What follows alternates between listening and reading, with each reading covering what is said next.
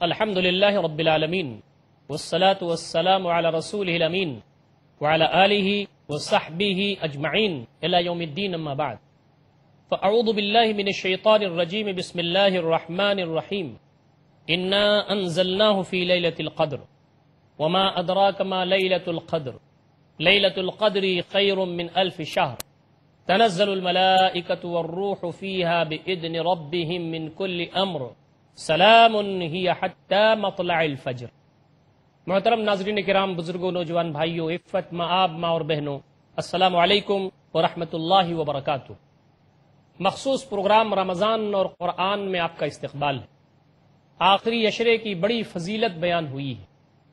اس عشرے میں بہت ساری چیزیں ہیں جو ہم تمام کو اپنی جانب کھینچتی ہیں۔ رمضان کے روزے تو ہیں ہی، شب قدر ہے، قیام لیل ہے، تراویح کا اہتمام اور زیادہ اچھے انداز سے کرنا ہے۔ ہم نے قیام لیل پر گفتگو کی ہے، روزوں پر گفتگو کی ہے۔ آج کی اس ایپیسوڈ میں انشاءاللہ العزیز میری کوشش یہ ہوگی کہ آخری عشرے کی دو اہم چیزیں اس پر ہم گفتگو کر لیں، ایک تو شب قدر اور دوسری چیز اعتکاف۔ شب قدر وہ رات ہے جس میں قرآن مجید کا نزول ہوا۔ انا انزلناہ فی لیلۃ القدر، ہم نے اس کو لیلۃ القدر میں اتارا ہے۔ وما ادراک ما لیلۃ القدر، تمہیں کس چیز نے بتایا کہ لیلۃ القدر کیا ہے؟ لیلۃ القدر خیر من الف شہر، لیلۃ القدر 1000 مہینے کی عبادت سے بہتر ہے۔ 1000 مہینے کی عبادت کو کیلکولیٹ اگر کریں تو 83 سال 3 مہینے ہوتے ہیں، کم و بیش۔ ایک عمر طویل، اس کا ثواب آدمی کو ایک رات میں حاصل ہو جاتا ہے۔ کتنی بڑی برکت والی رات ہے یہ۔ آج ہم شب قدر کو جاننے اور سمجھنے کی کوشش کریں گے اور اعتکاف کو جاننے کی کوشش کریں گے۔ یہ آج جو آخری عشرہ ہے غیر معمولی اہمیت کا حامل ہے۔ نبی اکرم صلی اللہ علیہ وسلم کی ایک حدیث ہے، عائشہ رضی اللہ تعالیٰ عنہا فرماتی ہیں ان نبی صلی اللہ علیہ وسلم کان اذا دخل العشر الاواخر، جب آخری 10 دن داخل ہوتے تھے تو نبی اکرم صلی اللہ علیہ وسلم کیا کرتے تھے؟ احیا اللیل، رات کو جاگتے تھے، رات بھر عبادت کرنا۔ وَأَيْقَظَ أَهْلَهُ، اور اپنے اہل و عیال کو جگاتے تھے۔ وَشَدَّ الْمِئْزَرَ، اور کمر کس لیتے تھے۔ یہ آخری عشرہ شروع ہوتے ہی نبی اکرم صلی اللہ علیہ وسلم اور مستعد ہو جاتے تھے، رات کو جاگتے تھے، عبادات فرماتے تھے، اپنے اہل کو بیدار کرتے تھے۔ بخاری و مسلم کی یہ روایت۔ عائشہ رضی اللہ تعالی عنہا کی ایک اور روایت ہے، مسلم شریف میں وہ مذکور ہے، ان عائشہ رضی اللہ تعالی عنہا قالت کان رسول اللہ صلی اللہ علیہ وسلم یجتہد فی العشر الاواخر ما لا یجتہد فی غیرہ۔ کہتے عائشہ رضی اللہ تعالی عنہا فرماتی ہیں کہ نبی اکرم صلی اللہ علیہ وسلم آخری عشرے میں اتنی کوشش کرتے تھے، اتنی محنت کرتے تھے جتنا آپ اس کے علاوہ کے عشروں میں نہیں کرتے تھے۔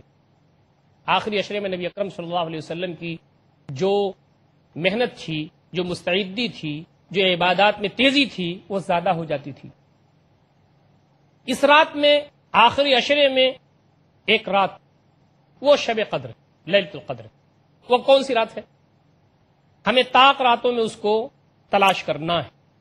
نبی اکرم صلی اللہ علیہ وسلم کی ایک حدیث بخاری شریف میں ہے، حضرت عائشہ رضی اللہ تعالیٰ عنہ سے روایت ہے، وہ کہتی ہیں قال رسول اللہ صلی اللہ علیہ وسلم، نبی اکرم صلی اللہ علیہ وسلم نے ارشاد فرمایا تحروا لیلۃ القدر فی الوتر من العشر الاواخر من رمضان، لیلۃ القدر کو رمضان کے آخری عشرے کی طاق راتوں میں اس کو تلاش کرو، یعنی 21ویں، 23ویں، 25ویں، 27ویں اور 29ویں۔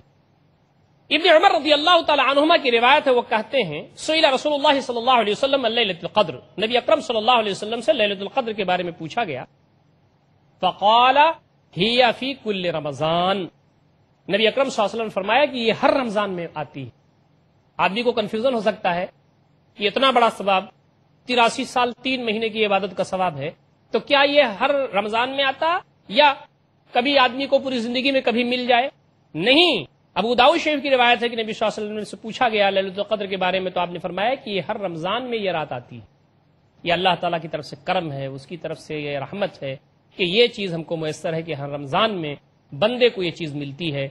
اب اگر وہ طاق راتوں میں اس کو تلاش کر کے، محنت کر کے، مستعدی دکھا کر کے حاصل کر لے تو کیا پوچھنا ہے۔ یہ طاق راتیں اس لیے عنایت کی گئی ہیں کہ اس میں آدمی اجر و ثواب میں اور آگے بڑھے. اس بات کا امکان تھا کہ وہ خاص رات بتا دی جاتی، لیکن وہ چیز امت سے اٹھا لی گئی. تو اس میں حکمت اور اللہ تعالیٰ کی مصلحت یہ ہے کہ اس کو وہ طاق راتوں میں تلاش کریں تو زیادہ سے زیادہ اجر و ثواب حاصل کرنے کی ان کو اور طلب ہوگی، اس میں سبقت کریں گے، تکیہ کر کے نہیں بیٹھ جائیں گے. اللہ رب العزت کی کوئی حکمت اور مصلحت رہی ہو. یہ جو لیلۃ القدر ہے اس کی فضیلت اس لیے بھی غیر معمولی ہے کہ قرآن مجید اس میں اترا، اور اس میں ہر رات اللہ رب العزت اس سال جو ہونے والے اہم مسائل ہیں اس کے فیصلے فرماتے ہیں. یوں تو اللہ رب العزت نے فیصلے پہلے سے فرما لیے، لیکن اس کو آسمان دنیا پہ اتارتے ہیں. وہ یہاں پر امپلیمنٹیشن کے لیے آتا ہے. تنزل الملائکۃ والروح فیہا باذن ربہم من کل امر. اللہ رب العزت کا آرڈر لے کر کے آتے ہیں وہ نفاذ کے لیے. سورہ دخان میں کہا گیا انا انزلناہ فی لیلۃ مبارکہ، ہم نے اس قرآن کو مبارک رات میں نازل کیا ہے. انا کننا منذرین، ہم ڈرانے والے ہیں. فیہا یفرق کل امر حکیم، اس رات میں ہر حکمت والا جو فیصلہ ہے اس کا نفاذ ہوتا ہے، اس کے بارے میں طے ہوتا ہے. اللہ رب العزت کے جو احکامات ہیں وہ کیسے نافذ ہوں گے، کیا ہوگا. بعض روایتوں میں ملتا ہے کہ اس میں تقادیر طے ہوتی ہیں، اس میں تقدیریں لکھی جاتی ہیں. اللہ رب العزت نے جو فیصلہ کر رکھا ہے جو ہونے والا ہے اس زمین پر، وہ آسمان دنیا پر اتارا جاتا ہے، اور اس کا نفاذ حضرت جبریل امین فرشتوں کے ساتھ لے کر کے اس زمین پر آتے ہیں. عبادہ بن الصامت رضی اللہ تعالیٰ عنہ کی روایت ہے، بخاری شریف میں موجود ہے. قال خرج النبی صلی اللہ علیہ وسلم لیخبرنا بلیلۃ القدر. نبی اکرم صلی اللہ علیہ وسلم ہماری طرف نکلے کہ ہمیں لیلۃ القدر کے بارے میں بتا دیں کہ وہ کون سی رات ہے. فطلح رجلان من المسلمین، تو مسلمانوں میں سے دو آدمی جھگڑ پڑے، کسی مسئلے میں وہ نزاع کر بیٹھے.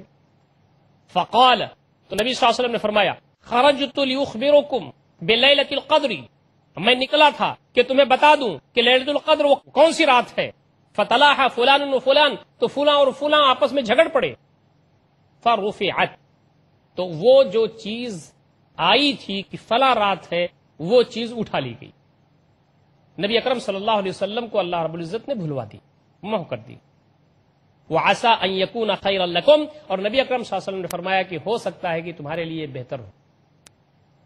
فالتمسوها في التاسع والسابع والخامسة، تو تم اس کو تلاش کرو 29ویں میں، 27ویں میں، 25ویں میں. گویا کہ نبی اکرم صلی اللہ علیہ وسلم نے طاق راتوں کو تذکرہ کیا. اور جو حضرت عائشہ رضی اللہ تعالی عنہا کی روایت ہے بخاری شریف کی، وہ بھی ہے. تو دونوں میں تطبیق یہ ہے کہ آپ صلی اللہ علیہ وسلم نے یہاں 21ویں اور 23ویں کا تذکرہ نہیں کیا، وہ بھی اس میں موجود، آخری عشرے کی طاق رات.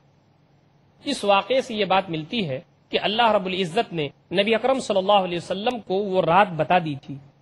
آپ نکلے ہو کہ بتا دیں وہ رات کون سی ہے، لیکن دو آدمی جھگڑ پڑے تو اس کی وجہ سے وہ چیز اٹھا لی گئی. نزاع، انتشار، افتراق اللہ تعالیٰ کی رحمت کو اٹھانے والی چیز. اس لیے انتشار اور افتراق اور مخاصمت، نزاع، یہ ساری چیزیں محمود نہیں ہیں. کیوں اللہ تعالیٰ نے اس کو اٹھا لیا؟ حکم پہلے دے دیا، پہلے نبی صلی اللہ علیہ وسلم کو بتا دیا، پھر اٹھا لیا. اس بحث میں زیادہ پڑھنے کی ضرورت نہیں ہے. نبی صلی اللہ علیہ وسلم نے اسی حدیث میں فرمایا وَعَسَىٰ أَن يَكُونَ خَيْرًا لَكُمْ، ہو سکتا ہے کہ تمہارے لیے بہتر ہوئی، تو تم اس کو تلاش کرو آخری عشرے کی طاق راتوں میں. کسی آدمی کو یہ پتا نہیں ہے کہ اس کے اعمال کیا ہیں، اس کے گناہ کتنے ہیں، اس کی خامیاں کتنی ہیں. ہم تو محتاج ہیں اللہ رب العزت کے اجر کے، اس کے ثواب کے. تو زیادہ سے زیادہ ہمیں حاصل کرنے کی کوشش کرنا چاہیے. ہم اجر و ثواب زیادہ سے زیادہ حاصل کریں گے. ایک رات کے بجائے 5 رات جاگیں گے، ثواب میں اضافہ ہوگا. بعض لوگ 27ویں رات کو اتھینٹک سمجھ کے اور سمجھتے ہیں کہ یہی وہ رات ہے جو طے ہے. صحیح احادیث سے اس کا ثبوت اس انداز پر نہیں ملتا جیسا لوگ اس کو سمجھ کر کے بیٹھے ہیں. بخاری شریف کی یہ روایت زیادہ احادیث اس کی روشنی میں ہیں، زیادہ احادیث اس کی پشت پر ہیں کہ آخری عشرے کی طاق راتوں میں وہ لیلۃ القدر ہے. ہمیں اس کو تسلیم کرنا چاہیے، ماننا چاہیے، اور خام خواہ اپنے آپ کو اس میں الجھانا نہیں چاہیے. طاق راتوں میں یکسوئی کے ساتھ اس رات کو تلاش کرنا چاہیے. نبی اکرم صلی اللہ علیہ وسلم کا شیوا یہ رہا ہے. ابن عمر رضی اللہ تعالی عنہما کی روایت ہے، وہ کہتے ہیں سئل رسول اللہ صلی اللہ علیہ وسلم عن لیلۃ القدر، نبی اکرم صلی اللہ علیہ وسلم سے لیلۃ القدر کے بارے میں پوچھا گیا. فقال ہی فی کل رمضان، نبی اکرم صلی اللہ علیہ وسلم نے فرمایا کہ یہ ہر رمضان میں آتی ہے. آدمی کو کنفیوژن ہو سکتا ہے کہ اتنا بڑا ثواب 83 سال 3 مہینے کی عبادت کا ثواب ہے، تو کیا یہ ہر رمضان میں آتا یا کبھی آدمی کو پوری زندگی میں کبھی مل جائے؟ نہیں. ابو داؤد شریف کی روایت ہے کہ نبی صلی اللہ علیہ وسلم سے پوچھا گیا لیلۃ القدر کے بارے میں، تو آپ نے فرمایا کہ یہ ہر رمضان میں یہ رات آتی ہے. یہ اللہ تعالیٰ کی طرف سے کرم ہے، اس کی طرف سے یہ رحمت ہے کہ یہ چیز ہم کو میسر ہے کہ ہر رمضان میں بندے کو یہ چیز ملتی ہے. اب اگر وہ طاق راتوں میں اس کو تلاش کر کے محنت کر کے مستعدی دکھا کر کے حاصل کر لے تو کیا پوچھنا ہے. یہ طاق راتیں اس لیے عنایت کی گئی ہیں کہ اس میں آدمی اجر و ثواب میں اور آگے بڑھے. اس بات کا امکان تھا کہ وہ خاص رات بتا دی جاتی، لیکن وہ چیز امت سے اٹھا لی گئی، تو اس میں حکمت اور اللہ تعالیٰ کی مصلحت یہ ہے کہ اس کو وہ طاق راتوں میں تلاش کریں تو زیادہ سے زیادہ اجر و ثواب حاصل کرنے کی ان کو اور تڑپ ہوگی، اس میں سبقت کریں گے، تکیہ کر کے نہیں بیٹھ جائیں گے. اللہ رب العزت کی کوئی حکمت اور مصلحت رہی ہو. یہ جو لیلۃ القدر ہے اس کی فضیلت اس لیے بھی غیر معمولی ہے کہ قرآن مجید اس میں اترا، اور اس میں ہر رات اللہ رب العزت اس سال جو ہونے والے اہم مسائل ہیں اس کے فیصلے فرماتے ہیں. یوں تو اللہ رب العزت نے فیصلے پہلے سے فرما لیے، لیکن اس کو آسمان دنیا پہ اتارتے ہیں. وہ یہاں پر امپلیمنٹیشن کے لیے آتا ہے.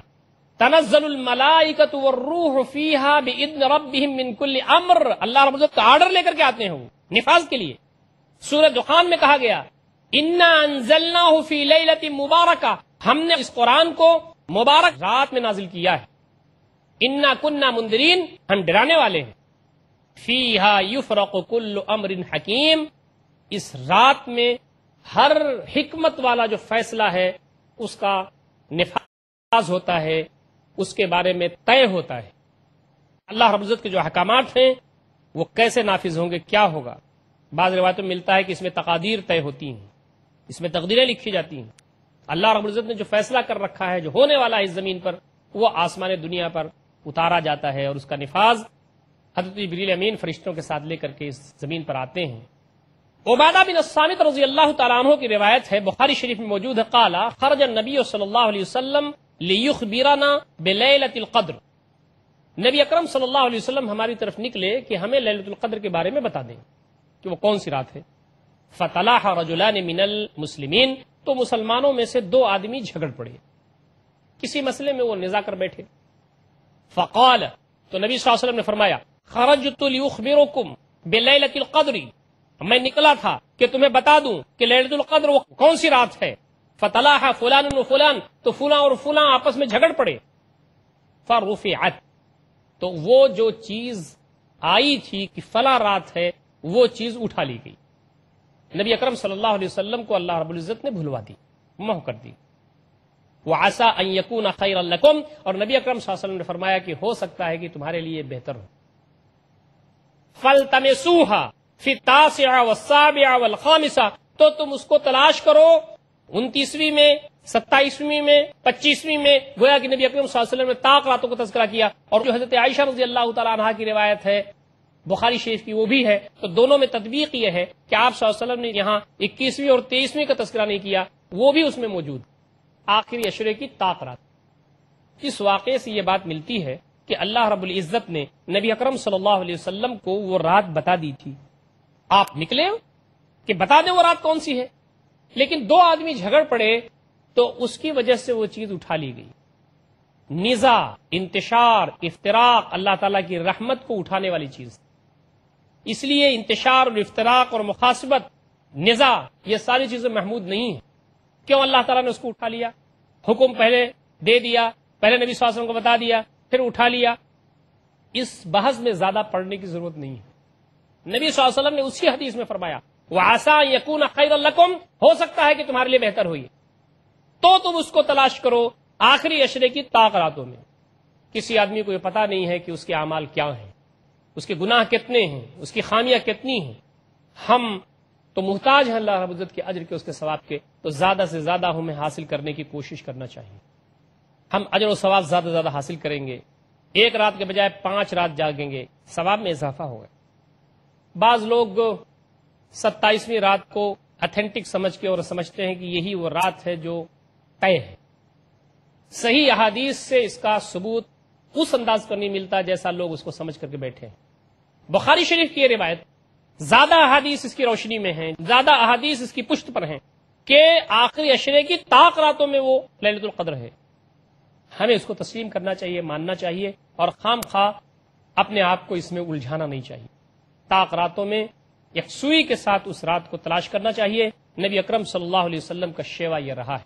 اللہ رب العزت نے وہ خاص رات کے بارے میں علم نبی اکرم صلی اللہ علیہ وسلم کو دیا تھا، پھر اس کو اٹھا لیا، اس میں اللہ رب العزت کی کوئی مصلحت ہوگی۔ نبی اکرم صلی اللہ علیہ وسلم فرماتے ہیں وَعَسَىٰ أَن يَكُونَ خَيْرًا لَكُمْ، ہو سکتا ہے تمہارے لیے بہتر ہو، فَالْتَمِسُوهَا فِي التَّاسِعَةِ وَالسَّابِعَةِ وَالْخَامِسَةِ، رواه البخاری، تو تم اس کو آخری عشرے کی طاق راتوں میں تلاش کرو۔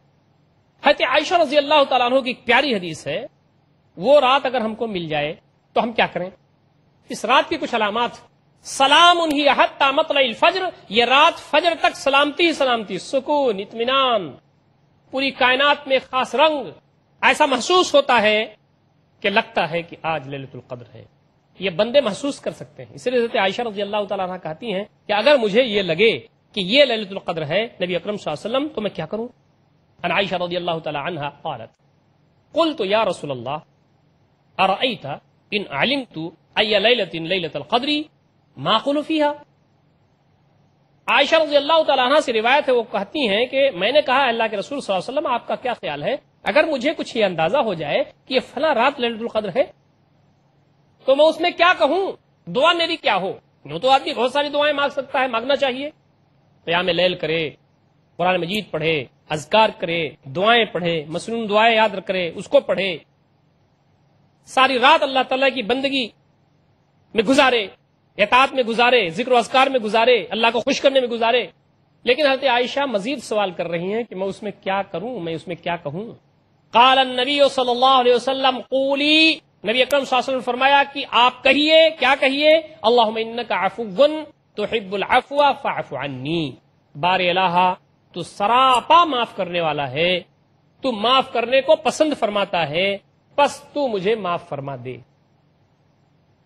احمد، ابن ماجہ، ترمذی، 3 کتابوں میں یہ چیز موجود ہے۔ لہذا ہماری کوشش یہ ہونی چاہیے کہ ہم شب قدر میں یہی دعا کثرت سے پڑھیں۔ اللہ تعالیٰ کو یہ دعا بہت محبوب ہے، اللہم انک عفو تحب العفو فاعف عنی، بار الہ تو سراپا عفو ہے، عفو کو پسند فرماتا ہے، لہذا مجھے معاف فرما دے۔ محترم ناظرین کرام، شب قدر کے سلسلے میں ہم تمام کو بہت زیادہ محتاط اور بہت زیادہ مستعد رہنے کی ضرورت ہے۔ ہمارے گناہوں کا کفارہ انشاءاللہ العزیز ہے، جنت کے حصول کا سامان ہے، اس کے لیے ہمیں بہت ہی زیادہ سیریس، سنجیدہ، فکر مند ہونا چاہیے۔ دوسرا ایک بڑا عمل آخری عشرے میں اعتکاف۔ عن عائشہ رضی اللہ تعالی عنہا ان النبی صلی اللہ علیہ وسلم کان یعتکف العشر الاواخر من رمضان حتی توفاہ اللہ ثم اعتکف ازواجہ من بعدہ، متفق علیہ، یعنی بخاری شریف میں بھی روایت ہے اور مسلم شریف میں بھی روایت۔ عائشہ رضی اللہ تعالی عنہا سے روایت ہے کہ نبی اکرم صلی اللہ علیہ وسلم کان یعتکف العشر الاواخر، نبی اکرم صلی اللہ علیہ وسلم آخری عشرہ اعتکاف فرماتے تھے۔ رمضان کا آخری عشرہ نبی اکرم صلی اللہ علیہ وسلم اعتکاف فرماتے تھے، حتی توفاہ اللہ، یہاں تک کہ اللہ نے آپ کو اپنے پاس بلا لیا۔ ثم اعتکف ازواجہ من بعدہ، پھر آپ کی جو ازواج یعنی ہماری مائیں ہیں، انہوں نے آپ صلی اللہ علیہ وسلم کے بعد اعتکاف کی سنت کو، اعتکاف کی اس کام کو جاری رکھا۔ اعتکاف کے معنی ہوتے ہیں ساری چیزوں سے کٹ کر کے یکسو ہونا، گوشہ نشین ہو جانا۔ اعتکاف گھر میں نہیں ہو سکتا، مسجد ہی میں ہو سکتا ہے۔ وَلَا تُبَاشِرُوهُنَّ وَأَنْتُمْ عَاكِفُونَ فِي الْمَسَاجِدِ، عورتوں سے مباشرت نہ کرو، عورتوں کے قریب نہ جاؤ اس حال میں کہ تم اعتکاف کر رہے ہو مسجد کے اندر۔ تو اعتکاف مسجد کے اندر ہوتا ہے اور وہی ہو سکتا ہے۔ اعتکاف کے معنی ساری چیزوں سے کٹ کر کے اللہ تعالیٰ کی طرف یکسو ہونا، رمضان کے آخری عشرے میں اپنے آپ کو زیادہ سے زیادہ دوسرے مشاغل اور مصروفیات سے کاٹ کر کے اللہ تعالیٰ کی طرف یکسو ہو جانا، اور اس کے لیے ضروری ہے کہ آدمی مسجد میں بیٹھ کر کے یکسو ہو۔ دوسری بات جو یہاں ہمیں پتہ چل رہی ہے اس حدیث سے وہ یہ، عورتیں بھی اعتکاف کر سکتی ہیں۔ اس حدیث میں آپ نے دیکھا کہ نبی اکرم صلی اللہ علیہ وسلم کے بعد ثم اعتکف ازواجہ من بعدہ، پھر نبی اکرم صلی اللہ علیہ وسلم کی بیویاں یعنی ہماری ماؤں نے نبی اکرم صلی اللہ علیہ وسلم کے بعد اعتکاف کو جاری رکھا۔ اعتکاف کے لیے ضروری ہے کہ آدمی ضرورت کی ساری چیزوں کا انتظام کر لے، آلموسٹ چیزیں اس کے پاس ہوں، اس کو نکلنا نہ پڑے اپنے معتکف سے۔ مریض کی عیادت نہیں کر سکتا، نہیں کرے، وہ جنازے میں شریک نہ ہو، اور جو ضروری چیزیں ہیں اسی کے لیے صرف نکلے۔ مومنین جو اجر و ثواب کے محتاج ہیں، اس کے رسیاں ہیں، ان کی ذمہ داری یہ بنتی ہے کہ یہ وہ سارے پہلو ہیں کہ اگر اللہ رب العزت نے ان کو موقع دیا ہے زندگی میں، یہ چیز اگر اللہ حاصل ہے ان کو، اللہ رب العزت نے اس لائق کیا ہے، تو اعتکاف ضرور کرنا چاہیے۔ اس کا ثواب بہت زیادہ ہے، اللہ کا تقرب حاصل ہوتا ہے، بندہ جنت کا مستحق ہوتا ہے، اللہ رب العزت کی رحمت، اس کی برکت سایہ فگن ہوتی ہے۔